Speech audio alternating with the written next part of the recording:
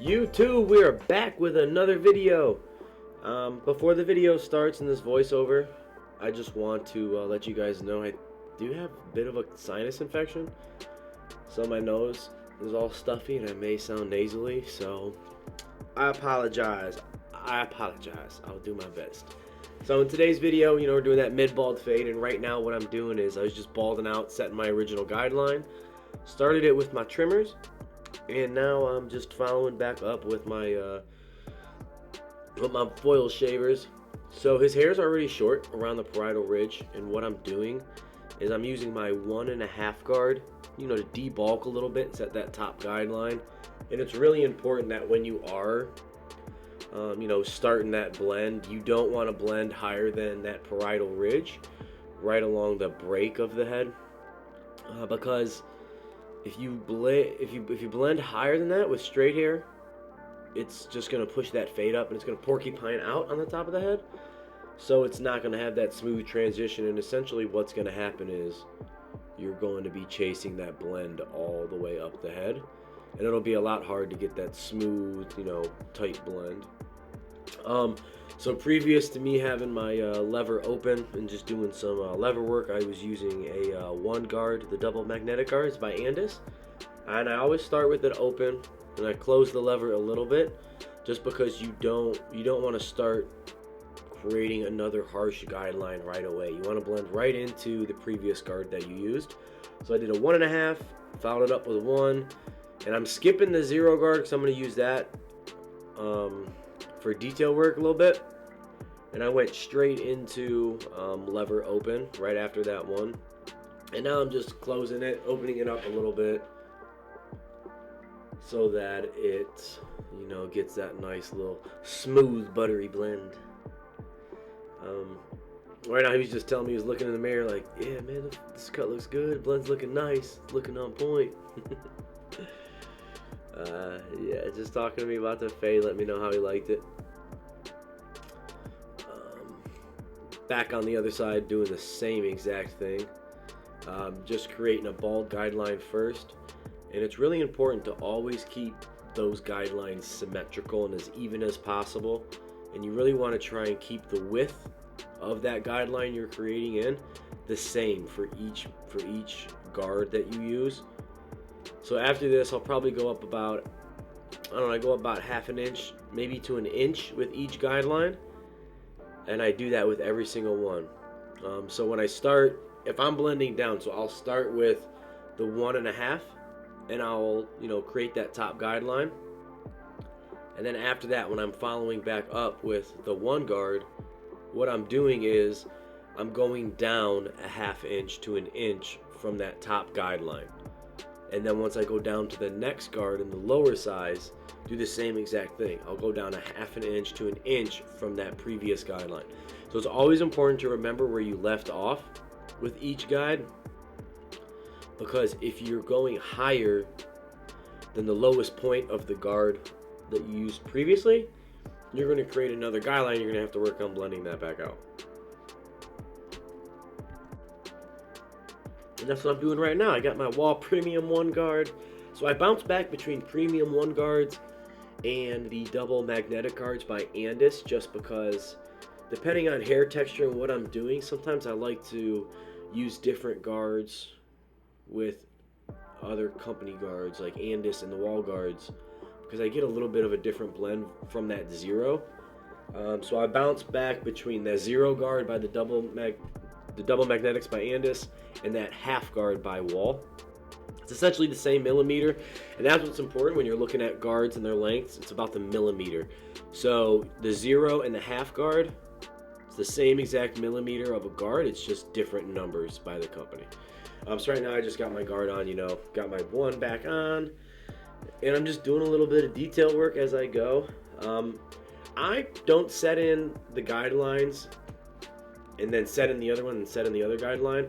I set in the guideline, blend it out, set in the other guideline, then I blend it out. Sometimes you'll do steps where you can see the hard lines in each guide that you put. Like, say you do 1.5, then you go straight into the 1, then you go straight into a half or 0, and then you go open. So you'll see each different level of hair. I set in a guideline, blend it out, then go to the next. Versus putting them all in and then blending them all out at once. So I'm just working on the back of the head. It's always the same process. I typically stick to the same fading technique, but I do switch it up depending on what kind of blend they want. I always typically set in my bottom guideline, I debulk, and then I go with that 1.5 guard. And I think the 1.5 guard is the money guard. That is the guard that will keep that deep contrast and that deep blend at the top into any other, length along that parietal ridge. So right now I'm just trying to keep it low, wanting to keep it, below that occipital bone in the back, where it kind of like pokes out to where the spine and the skull meet. I want to keep the blend right around there, and he does like it a little bit higher, so it's like a mid to high fade. And as you can tell, you see where it's really dark? That's that parietal ridge, and you don't want to blend over that because the hair has a fall line and the head starts to curve. So if you're not really coming off the head and following the shape of the skull, the blend isn't going to look the way you want it. It's going to be a little bit discolored. It's going to be lighter in some areas. It may not seem like it's sitting on top of each other. So you have to be really careful and know exactly where you're at on the skull to get that look that you desire. Just following it back up. Right back on. Is this the 0 guard or the 1 guard? Might have been the 1 guard. It was one of the two. But same concept. You just have that lever open and then you're slowly closing it as you work your way down. And just moving super quick. Had a lot of coffee. Took a 5-hour energy drink. That's real time right there, baby. Zooming. Another thing too is you want to be mindful of that cowlick area in the back of the head, because you don't want to cut into that. You really want to make sure that you leave that full. Alright, so now I'm going to be talking to you and showing you guys a couple different techniques that I use when I'm cutting hair. So right now I'm going from the growth pattern, which is the cowlick in the back, to the recession point on the right side of his head. So that corner that you see in men's hair when you're doing styling with longer hair, like wavy hair or straight hair, a lot of men have recession points. We don't have the strongest hairline, so you go from the middle of the cowlick and you go directly to that recession point, and that's where I parted it. So now what I'm doing is I'm creating a section from that middle of the growth pattern in the cowlick down to the ear. And what that's going to do, it's going to separate the hair and put it into two different sections. So this first triangle section that you're going to see on the right hand side towards the front of the head, from the ear to the recession point, I'm going to be doing graduation cuts. So what I'm going to do is I'm going to be splitting that section 2 different times. So I'm going to go from recession point to the corner of that blend. It'll be in the front. So you'll see right here. So I'm going from the back of the cowlick, the middle of it, splitting it directly into another triangle. What I'm going to do is I'm going to brush that down.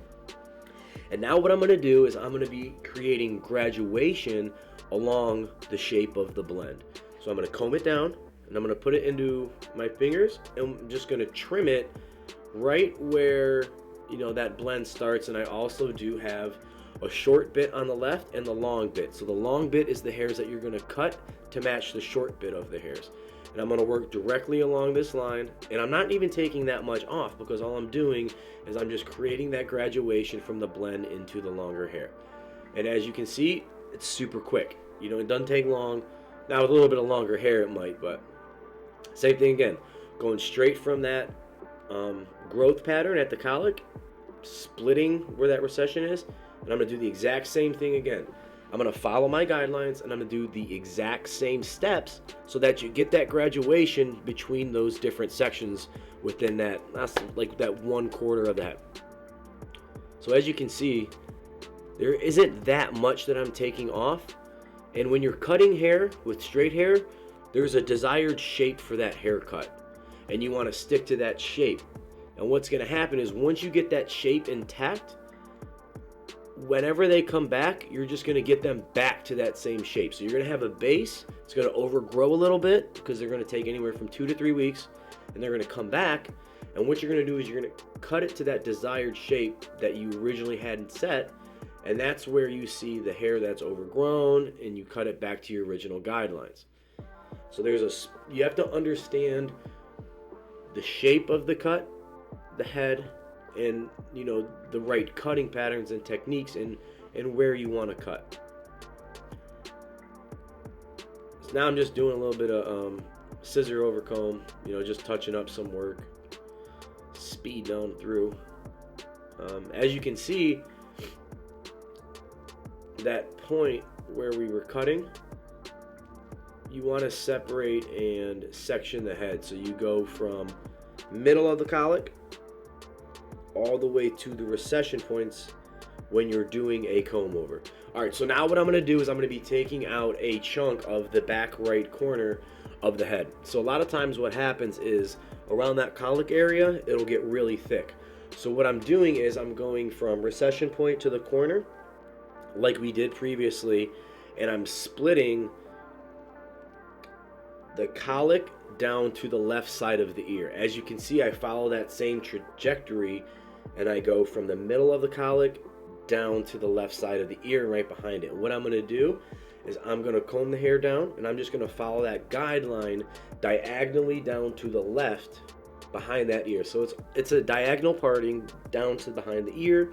You split the part and you just follow it. You follow it down to the left until you get those short bits trimmed all the way up. And what that's going to do is it's going to remove the weight around the back right section and the back left section of the cowlick. And now what I'm doing is I'm just pulling the hair directly out right off the cowlick, and I'm going straight up with it just to keep that shape. So there's different kind of shapes with haircuts. You can either do a round shape or you can do more of a square shape. So think of the shape around the head, right? So if you pull all the hair out completely off the head, what's going to happen? You're going to have either a square shape or you're going to either have a rounded shape, depending on how high you elevate the hair, where you cut it. And I think that'll be another video that I'll come out with and show you different shapes of haircuts and what you can do. So I'm going to do the exact same process over here. What I'm doing is I'm going to be getting rid of some of this weight in the back, I think. Yep, exactly what I'm doing. So this is what I was just doing previously. I'm going to be removing some of that weight. There wasn't a whole lot, so I didn't feel the need to go through and do a full cut on it. Because sometimes when you set these partings and you go through the hair, it's going to seem there's going to be hair that you don't need to cut because it's still growing into the shape that you desire. So say if you set that parting and you got long bit, and then it seems like there's not enough hair, don't even worry about it. Don't cut it. Let that grow back to where you want it to be. So now what I'm doing is I'm combing his hair over, and I always start with a little bit of the bangs. And right now I'm just checking to see what hair's long, what I need to cut, what I don't need to cut, because you don't ever want to go too short in a certain area. You kind of want to measure the hair out first and see what's going on. So as you can see, I'm splitting the bangs right now because he doesn't have an extremely full hairline. So some of the hair is different lengths at different sections of the head. So now what I'm doing is I'm just taking a very light amount of hair off, and I'm working my way back towards the crown. So I do a bunch of different techniques depending on the hairstyle and the shape of the hair. So right now I'm just doing a very easy trim, and I'm kind of just going over it. I've already got the shape that I want. I've already cut it to the desired, style. I cut his hair all the time, so it's set already. I'm just doing a light trim, as you can see the way it's laying. And right here I'm just pulling the hair back and scooping it and just getting all those long bits. It's been a little bit since he came in. And I'm going vertical. I'm not vertical, but I'm going straight from the blend into the hair. Now you could curl your fingers, you can go up more and then more into the head, like a 90-degree angle off the side of the head, but I was just going diagonally straight from the blend to the middle of the hair. So right now I'm just kind of trimming up the bangs, just getting the very loose ends, because I want that to sit proper, and I don't want it to be too short in any specific area. So now I'm just throwing a little bit of texturizing liquid in there, and then I'm going to blow dry and style his hair. So as you can see, the hair's laying down where I want it. Got it exactly how I do. And now I'm just using my vented my vented brush, and I'm just slowly blow drying it into the desired shape that I want. I don't have any product in it other than that texturizing liquid.